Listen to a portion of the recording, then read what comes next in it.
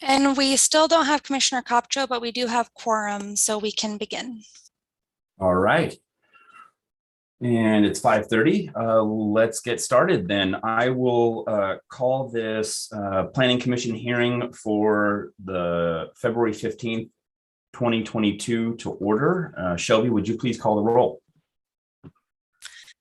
I think we need to do the oaths and getting the vice president before we do the roll call. Oh, you are correct. I see that. So let's do the vice president. Can we have somebody act as vice president during this hearing? I can do that. We have Copcho. Copcho nominates Slater. Slater, that's who we have. Sorry, Slater. I saw the light up for Copcho and I thought that was him, but that didn't, the voice didn't. I'm often confused for Casey. It's a compliment. Well, I don't know. So we have Slater as our vice president, and then we have some new commissioners this evening who get to say their oath of office. And so we'll go alphabetically.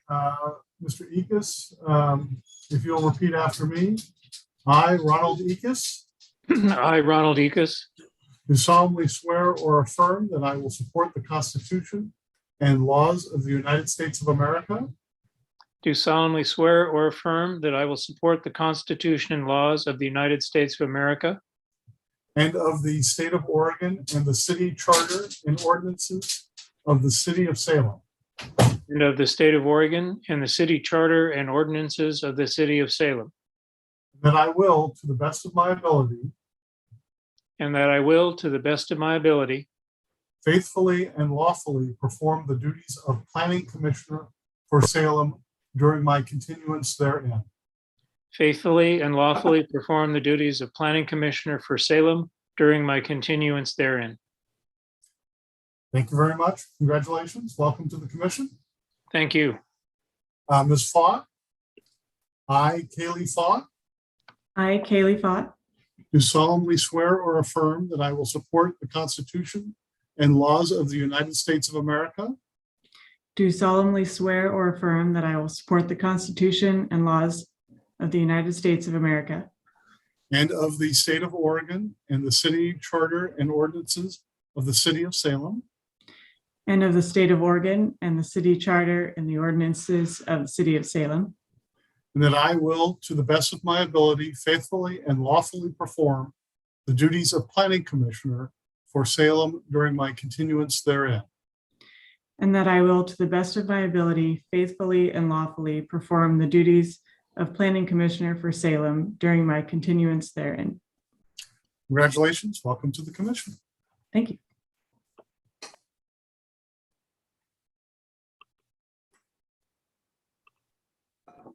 So moving on, now that we have our new commissioners instated, Shelby, can you do the roll call?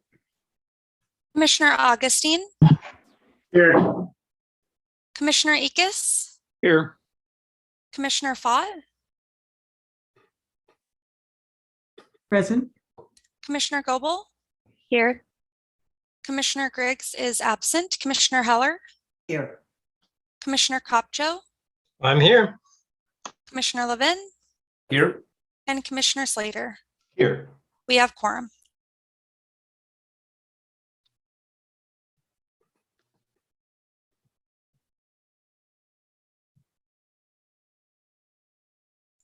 You're on mute, Commissioner Levin.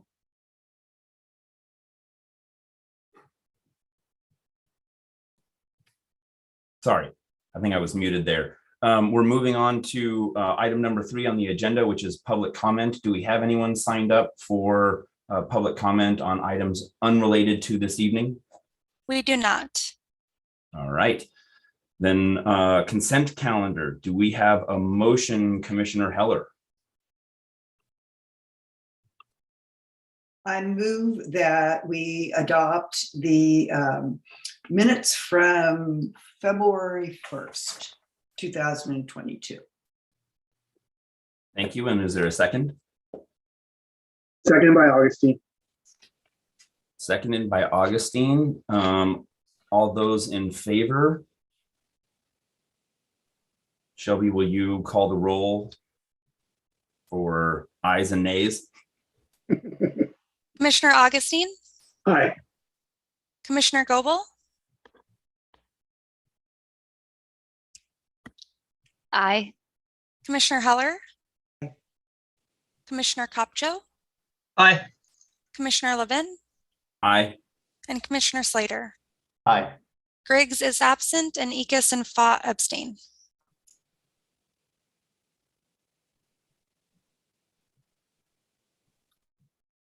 It again. So we are then, we have no items 4.2 or 4.3. Moving on to public hearings. Item 5.1, this is deliberations only. Shelby, I believe that you will read the summary. Jamie will, the planner, Sorry. will read the summary for the case. Great, thank you. Good evening, commissioners.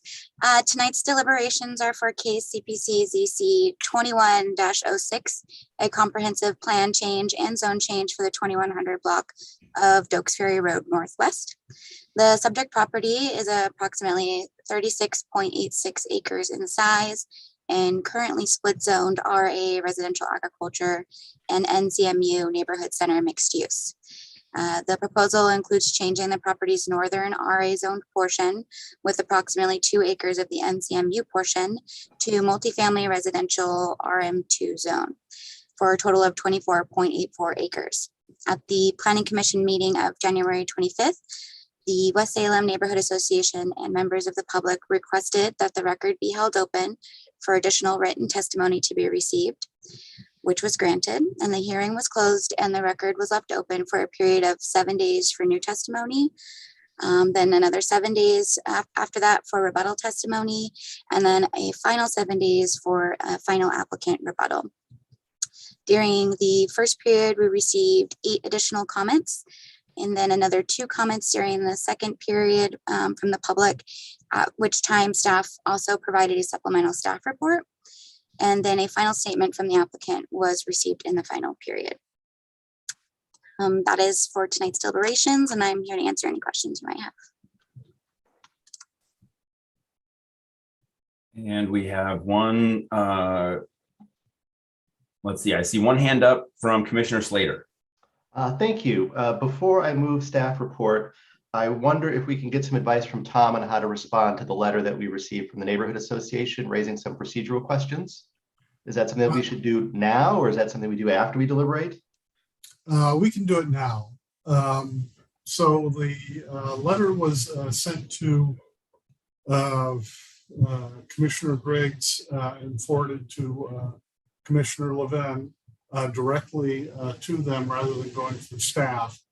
I would remind the commissioners that if you receive emails regarding a matter that is pertaining to an issue that you're still deliberating about, you should not open the email and forward it to staff, and we can make a decision about how to disseminate it, because it does constitute an ex parte contact when the record has been closed. That being said, there are a number of issues raised, and if you want to address the issues, you can ask staff, and you have the option of reopening the record in order to allow additional information to be provided.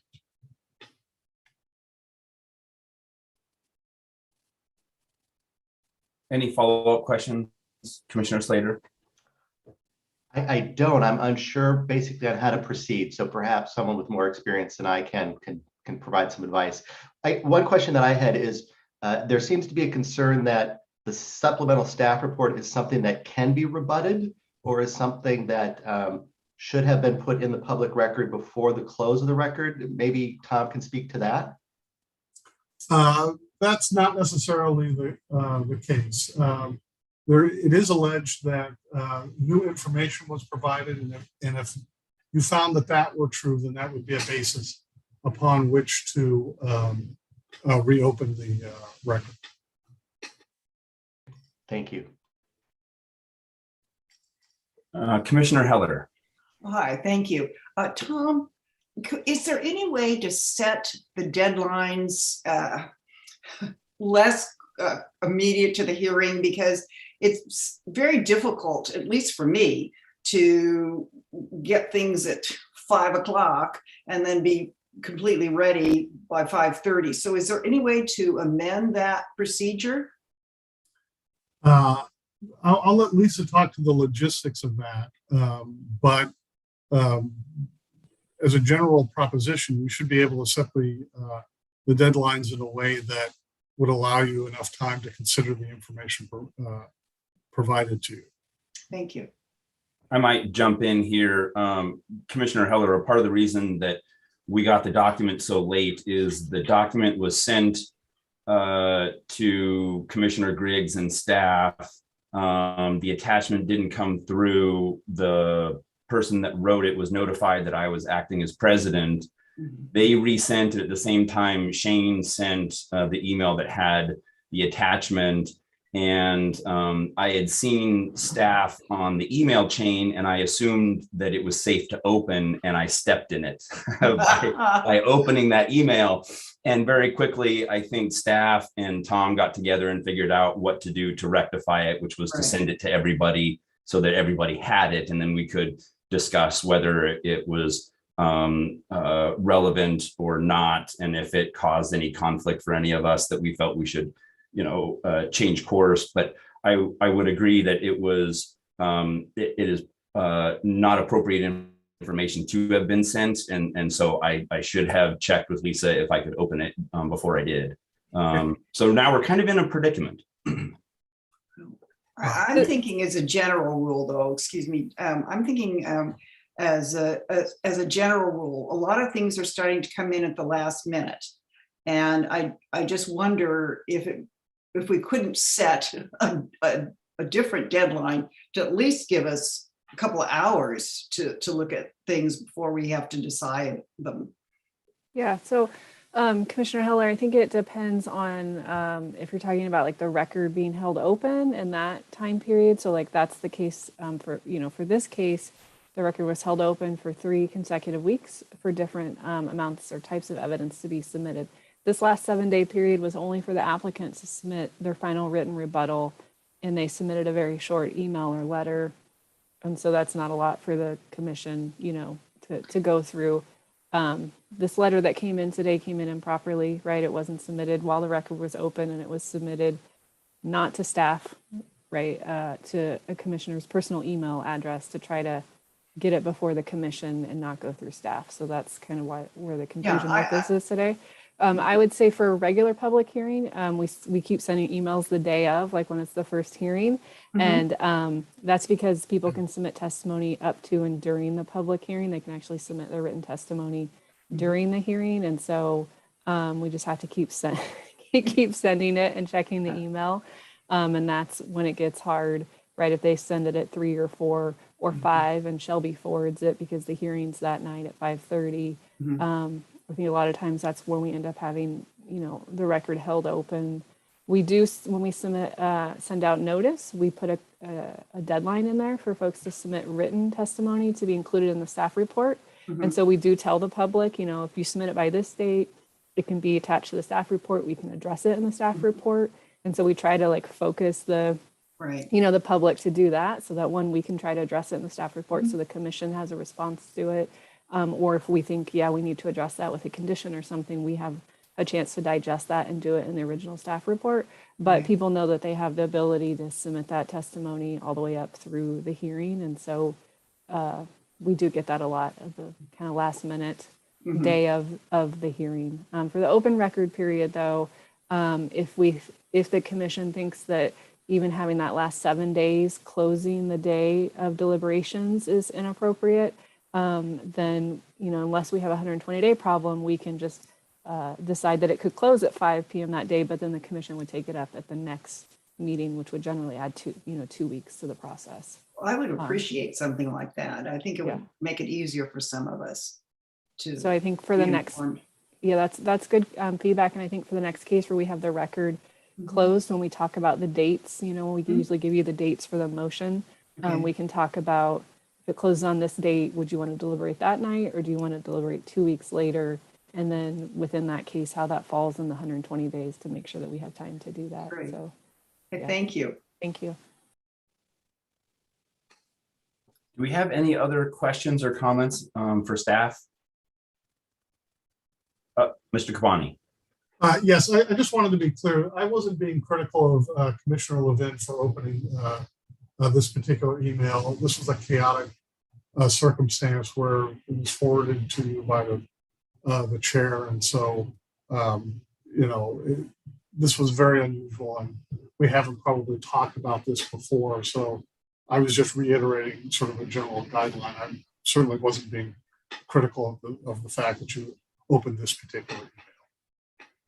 Thank you for clarifying. It wasn't taken that way, but I do think with the, I would love to spin this into, I did that on purpose so that we could educate these new commissioners that have been appointed today, but I didn't. But it does raise a good subject that we probably should make sure that new commissioners get questions answered on Robert's rules if they aren't familiar with due process of these hearings or some of those other kind of ramp up processes and things that are unique to sitting on the planning commission that I didn't know when I first got on and we had a couple of trainings that helped with some information, but maybe just some time with staff or maybe the planning commission during like the end of a hearing, we spend just a little bit of time talking about some of the processes or have a question and answer period.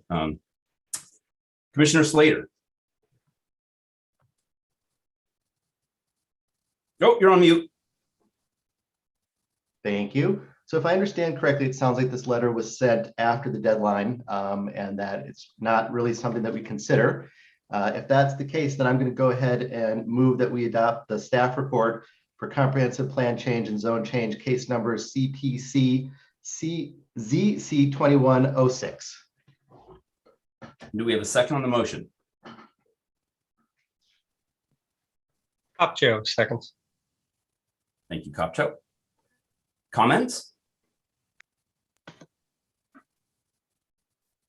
Do we have an opportunity to ask staff a question, or is it just solely deliberations among ourselves? You can ask and we can answer as long as it's not new evidence. It's already been in the record. I do have a question if I can go ahead and ask one. Fire away. Thank you.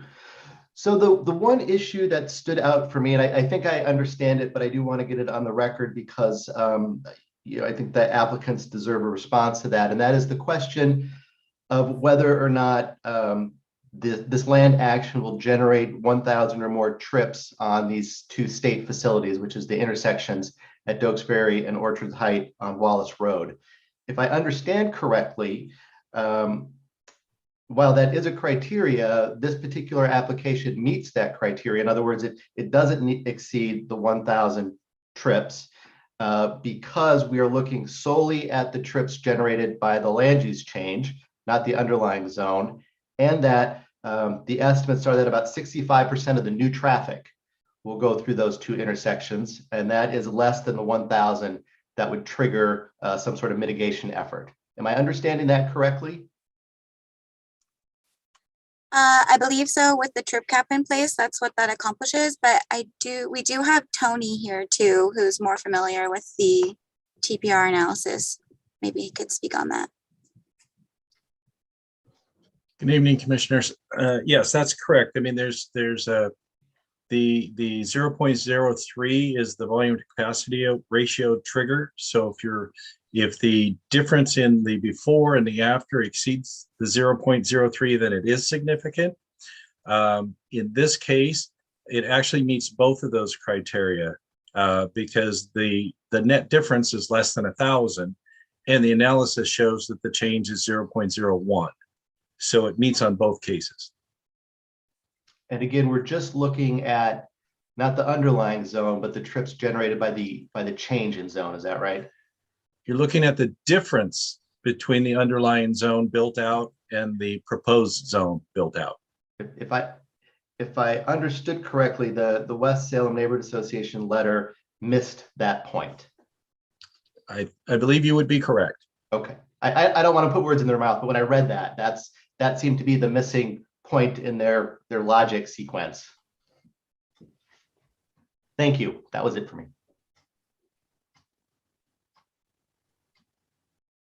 Any other comments? Going once, going twice? Well, hold on. I'll do it. I'll say something.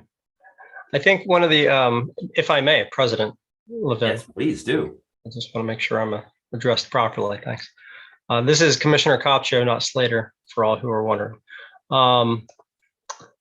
You know, it's been a few weeks, and so I think one of the issues we find ourselves when we keep the record open after testimony that's compelling testimony, but then we don't have deliberations that night. Deliberations end up being like they are right now, which is a little bit more quiet and less, maybe heated's not the right word, but we'll use it for now. Certainly less engaging.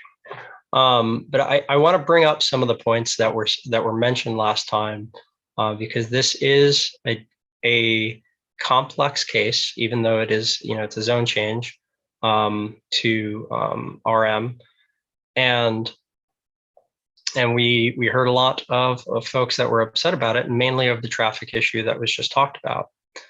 We heard this while people were also acknowledging we're in a housing crisis, that we have a very real crisis of all sorts of housing, not single family, multifamily, missing middle, all of it. And we can agree on that. But then when it comes to making the necessary changes to try to build more of this needed housing, we stop and lose sight of that and say, well, you know, we have this problem of cars. And so fortunately, we've done some things on Planning Commission, I think, over the last couple of years. I've been a part of it to make a positive impact in getting some of these things needed built, whether it's zone changes or whether it's the UDC code changes to help get stuff built that needs to get built. But unless we're partnering with Chariots and building up walkable neighborhoods, which is what we're trying to do, I think, we're not really going to get around cars being everywhere. We need to actually have the neighborhoods that people can live and walk and bike in. Those have to exist to get rid of this problem of every time we do a zone change for RM2, we have a lot of people come in and say, well, now there's going to be a lot of cars everywhere. Well, that's part of the problem we're trying to address, but we have to do it over time. I liked that the staff report included the comments from Chariots about you know, the steps that they would have for the future to help alleviate some of these future concerns.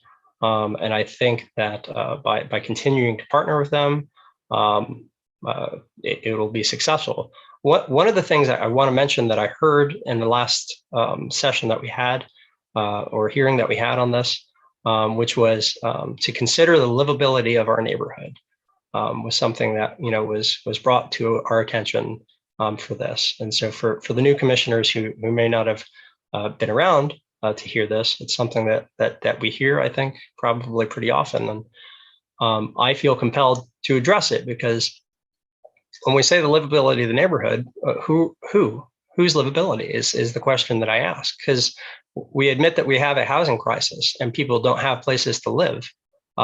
Shouldn't we be concerned for the livability of folks that we're trying to zone the property for to be able to build on? And I would argue that yes, we should. So all of my diatribe to say that I support the motion as presented and plan to vote for it as such. So. Thank you for those eloquent comments, Commissioner Copcho. Thanks, President. Do we have any other comments? Commissioner Slater? Thank you. Thank you, Commissioner Copcho, for making that. I think it is helpful to respond to the many concerns that came up in this case. You know, I'm voting yes for this, and I'm doing it entirely because I believe that we have no actual alternative but to vote yes for this. I think the criteria is very clear. The rules here are very clear. The applicant has met the criteria, and whether or not I think it's crazy to add more traffic to West Salem or not, that's really not within my ability to decide.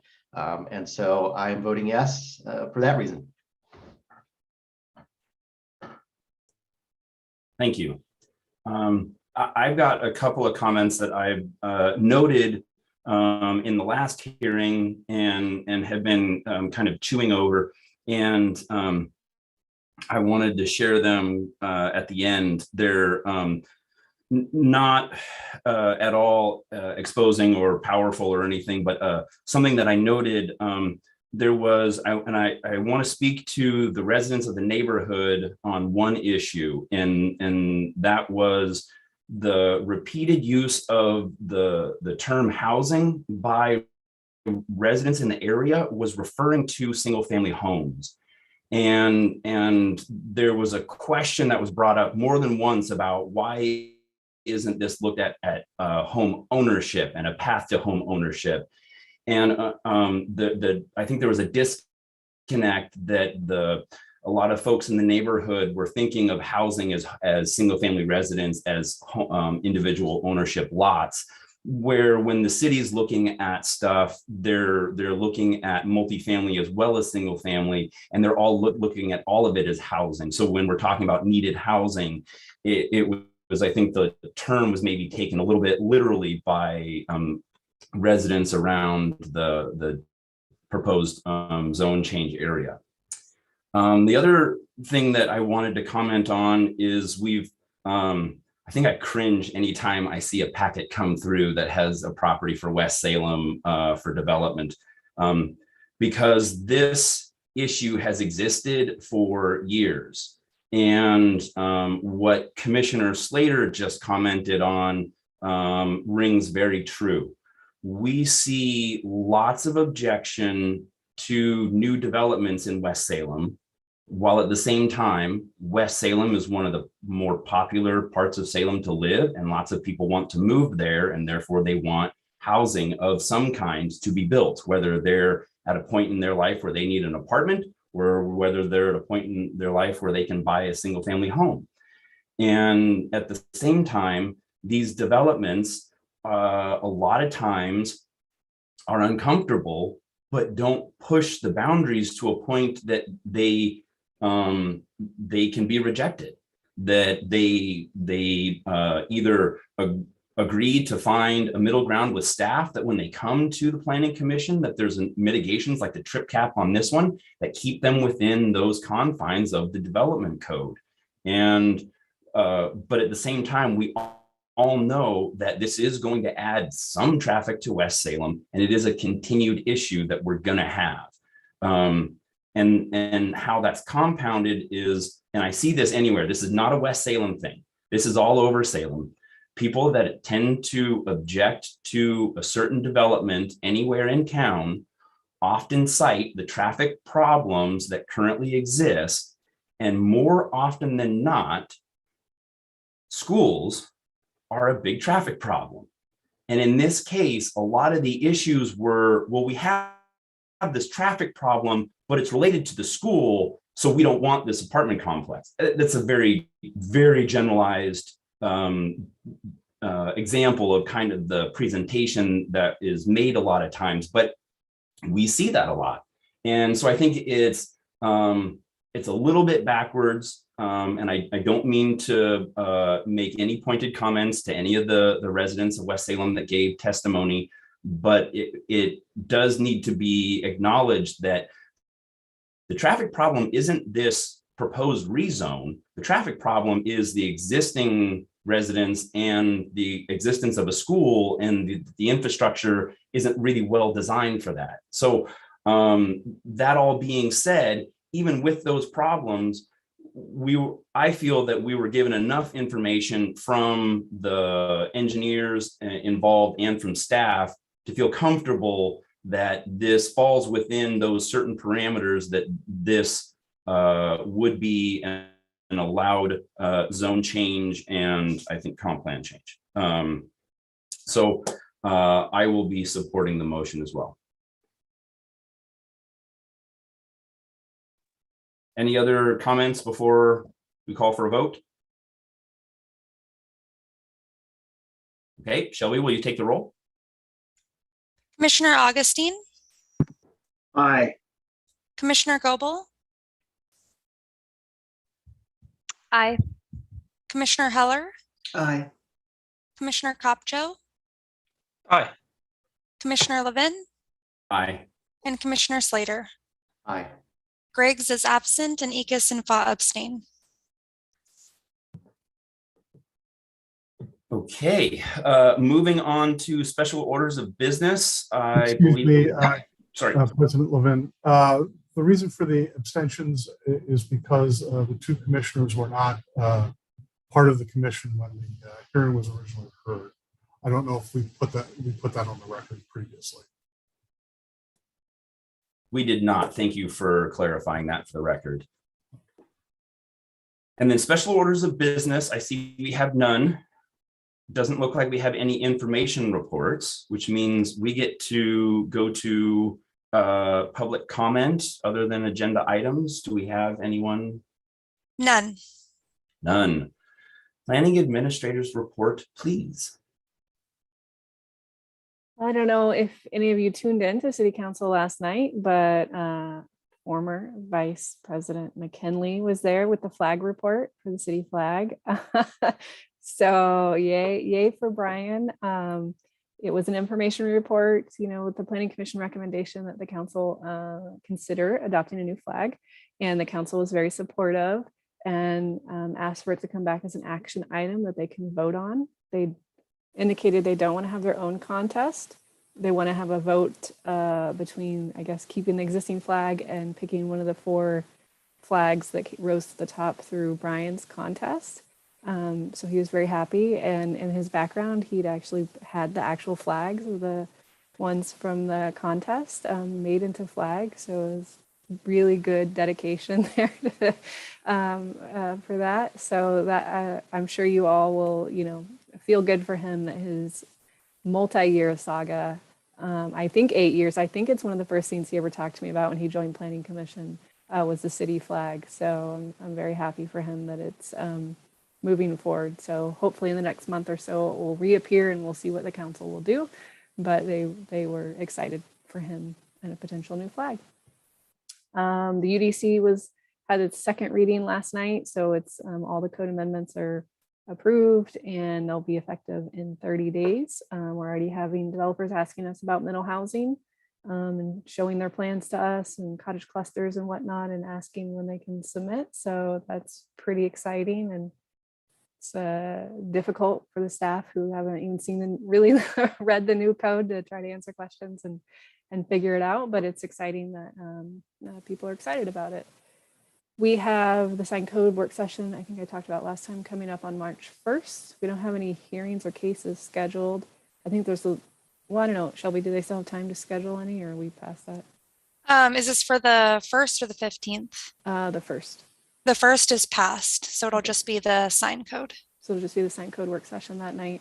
And I think we have a little bit of time. We might have another case on March 15th, but I hope for your sake, it's just our Salem that night. So I did mention notices are going out. I think they were mailed today. About a little over 10,000 people are getting notice of the hearing. So, if you have friends and family and they're like, I got this thing, what's this about? Tell them it's all great and they don't need to call Eunice. I'm just kidding. We have other people helping her answer questions. All the planners are on duty for phones. So hopefully it will go okay. And we have all the updated maps. People can look up their address online and everything and see what we're proposing. And hopefully everyone will be here on the 15th and that it's not too crazy for our Salem. So that's what we're working on. We're excited that it's finally coming to public hearings after 3 years. So I think that's the only updates I have. Thank you. Thank you. I was very excited to see Brian's flag redesign made it to the local news. How cool was that? He actually got the headline with the local news. That was pretty sweet. So we are good on the planning administrator's report. We have any commissioner comments for good of the order? Commissioner Slater. Yeah, I have. Oh, I'll defer to Ron. I'd love to hear what Ron has to say. Well, actually, just first, I want to thank the council for appointing me, and I'm really looking forward to serving on this committee or this commission, because I think, as Linda was just saying, there's a culmination of a lot of work coming up and some beginning of some new and exciting work coming forward. The reason, though, I was listening to this discussion of the neighborhood association letter and the issues that it had, and I'm wondering, having worked with a neighborhood association, if it's worth, since this came from a neighborhood association, if it's worth reminding neighborhood associations that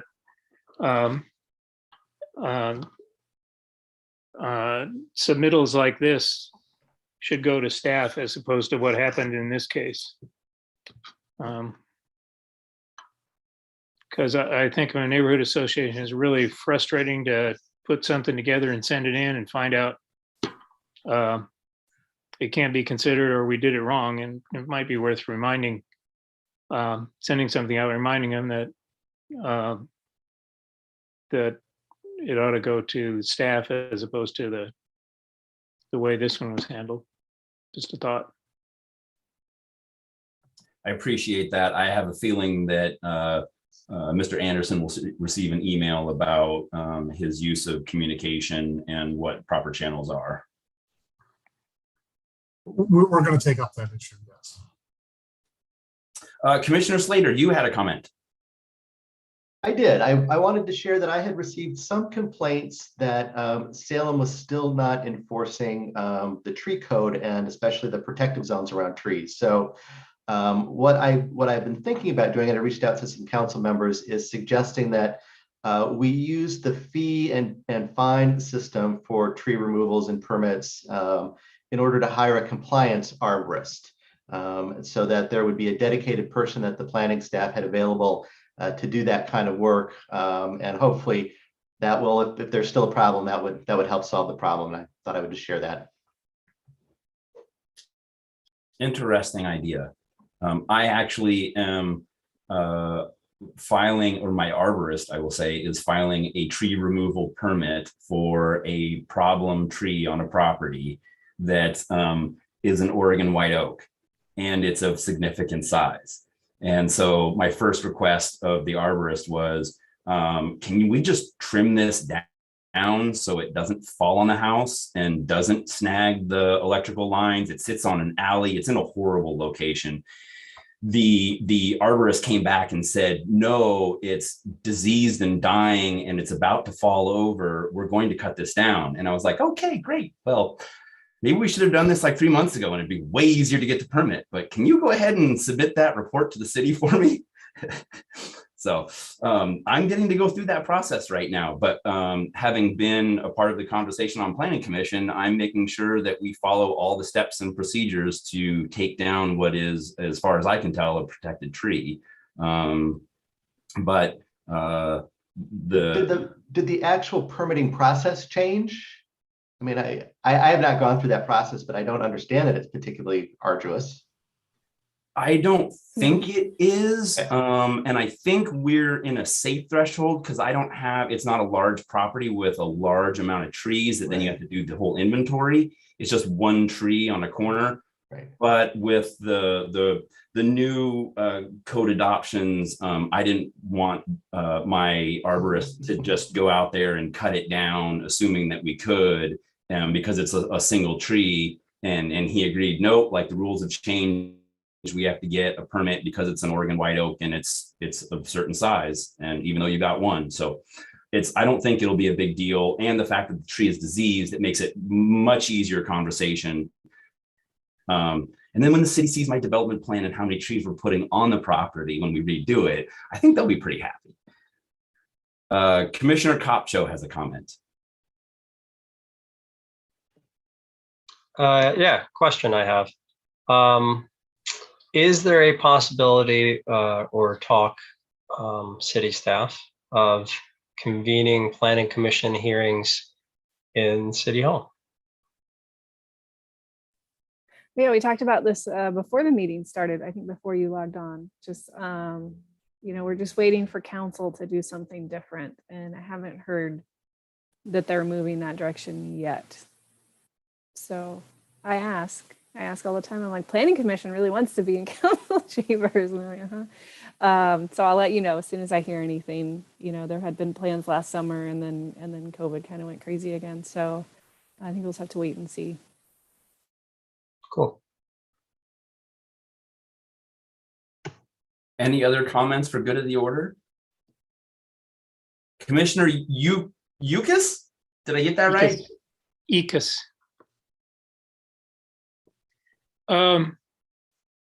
Michael's comments about permits and fines and trees prompted me to raise this.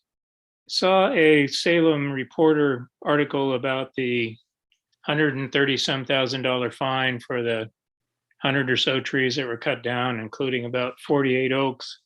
And the Salem Reporter said it was unable to get certain information about the owner, I think it said. And our neighborhood association is also, we had an issue with a tree that was cut down before receiving the final permit. And we inquired of the city to find out if the developer had any previous record of fines or violating permits. And we were told that there's no database for that. The city doesn't keep one.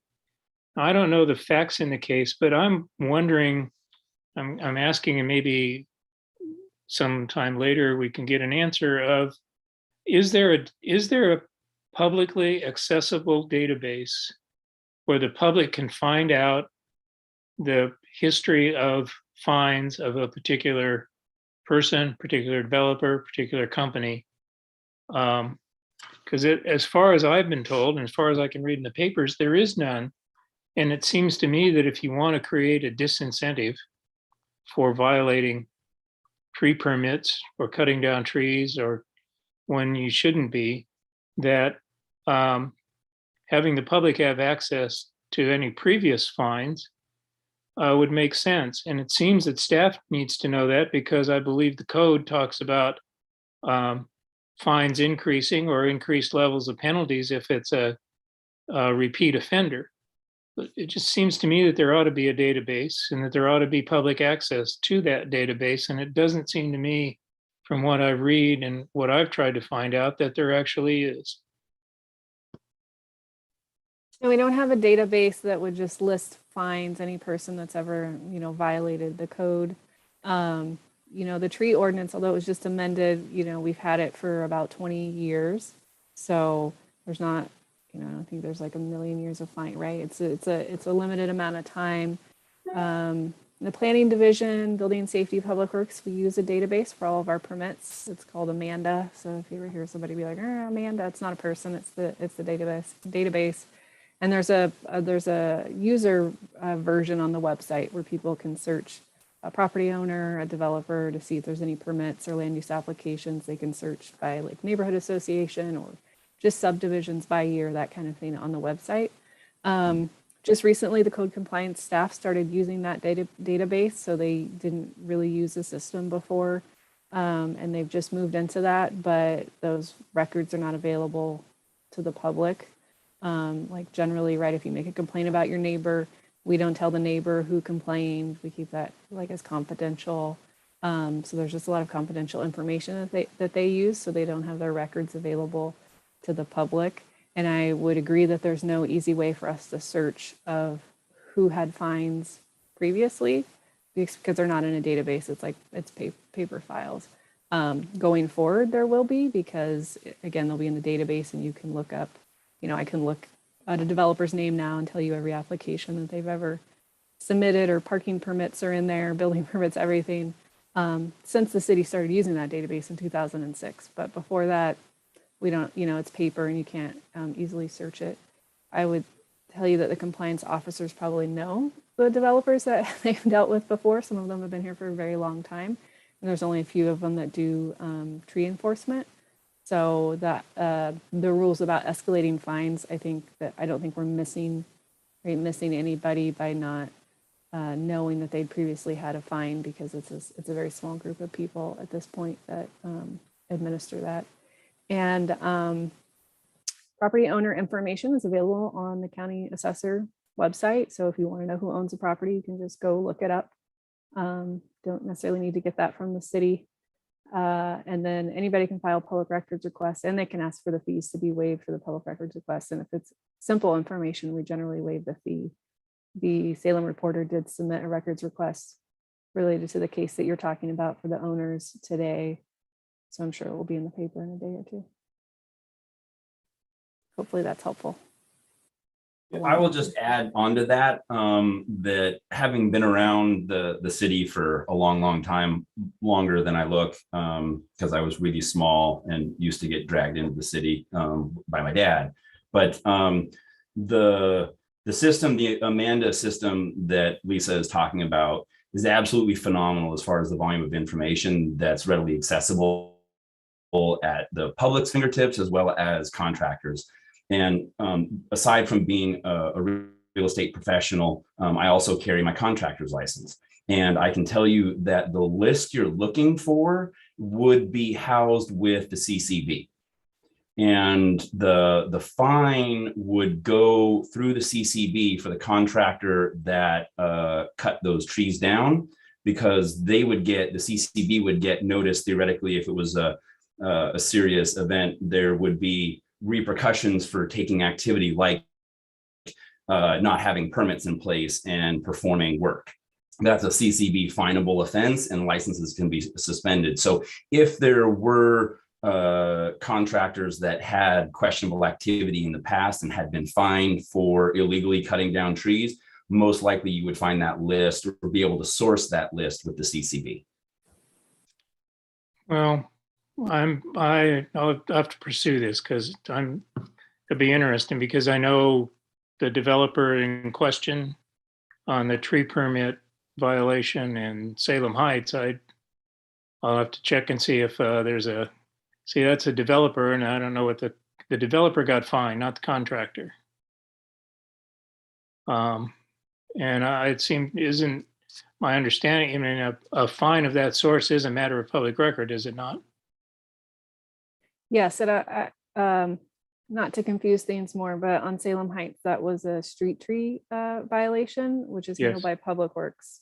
So that's Yes. not community development, planning staff or code compliance staff. So I guess I just want to be clear, I can't speak to Public Works and what Okay. files that they would have on previous fines that they've levied.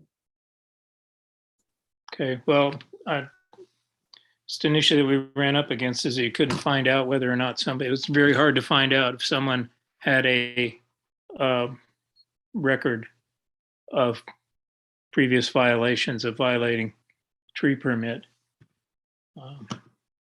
And it seems like having to file a public information request is a kind of a large extra step. Maybe the Salem Reporter can do it, but people in neighborhood associations have trouble doing it. Yeah, I will say in the planning division, we don't make people file public records requests if we can easily find the information. You know, somebody's like, oh, I think this property had a zone change. Can you give me the decision? Even if it's from like 2000 or 1967, we have all that stuff scanned and we can find it, you know, usually about 5 minutes. And so we'll just email it to people.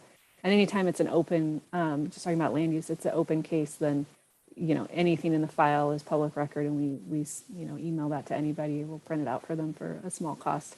But then we get a lot of requests from people want us to like find a bunch of data and analyze it and put it into a certain format for them that's helpful. And it's like, okay, well that's different than just giving you raw data sometimes. And so that's when we, in the planning division anyway, require people to go through public records requests for that type of information, or if we feel like it's sensitive information that we don't want to release unless they filled out that form. Do we have any other comments for good of the order before we adjourn? Oh, yes, Mrs. Falk. Ms. Ms. I would just like to also thank the council for appointing me, and I'm looking forward to getting started. So thank you. Welcome. Thank you, and welcome to have you here. It's not as exciting as you might think. It's a little dry. Mr. Kopcho. For the good of the order, it's very exciting. Otherwise, I wouldn't be here. I wouldn't be skipping dinner. This is very exciting, compelling stuff, especially when we're graced with Commissioner Levin stepping in as president. Bang up job. Thank you. I do appreciate the kind words. If everybody's ready, I think we can call this meeting adjourned. I don't have a gavel, but we're adjourned. Thank you, Thank everybody. you. Great job, Thank you. Commissioner Have a good Levin. Thank you.